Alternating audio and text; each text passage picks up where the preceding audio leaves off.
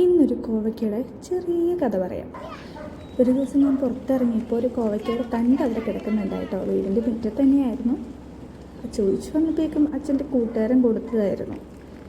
ആ കോവയ്ക്കയുടെ തണ്ട് അവിടെ കിടക്കാൻ തുടങ്ങിയിട്ട് ദിവസം 2ആയി, 3ആയി, 5ആയി, അങ്ങനെ ദിവസങ്ങൾ കഴിഞ്ഞു. എന്നിട്ടും അതൊന്ന് കുത്തിവെക്കാനോ പടർത്താനോ വളർത്താനോ ഒന്നിനും ആരും അവിടെ നിന്നില്ല.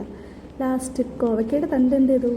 അവിടെ തന്നെ കിടന്ന് മുളച്ച് അത്യാവശ്യം വള്ളിയൊക്കെ വന്നപ്പോഴേക്കും പിന്നെ അച്ഛന് മനസ്സിലായി രക്ഷയില്ലാന്ന്. പിന്നെ അവിടെ തന്നെ ഒരു കോലും കുത്തി വലയും വിരിച്ച് അവിടെ തന്നെ അങ്ങോട്ട് പടർത്തിയെടുത്തു ഞങ്ങൾ. അങ്ങനെ ഇന്ന് അതിൻ്റെ കൾട്ടിവേഷനായിട്ട് ഇറങ്ങിയതായിരുന്നു. കൾട്ടിവേഷൻ എന്ന് പറയാനൊന്നുമില്ല, ചെറിയൊരു കുറച്ച് കോവയ്ക്ക ഉണ്ടായിട്ടുണ്ട്. അത് ഞങ്ങൾ 3 പേരും കൂടി അങ്ങോട്ട് എടുത്തു.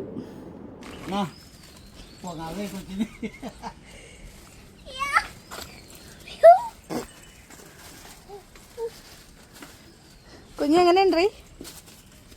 കുഞ്ഞു ഒന്ന് കാണിച്ചടി. ഇതാണ് കോവയ്ക്ക. നമ്മൾ വറുത്ത് തിന്നുന്നു.